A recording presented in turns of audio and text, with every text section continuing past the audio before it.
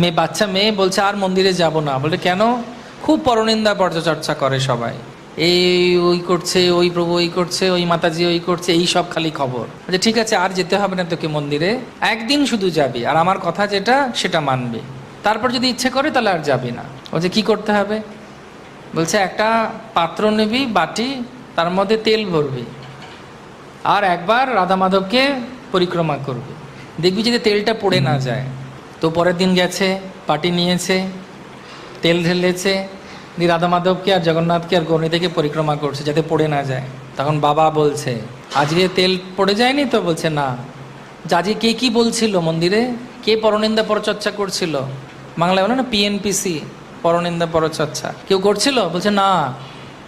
কেন করছিল না? বলছে না করছিল, আমি হয়তো শুনতে পাইনি। বলে কেন? মনটা তেলের ওপর ছিল। হরে কৃষ্ণ।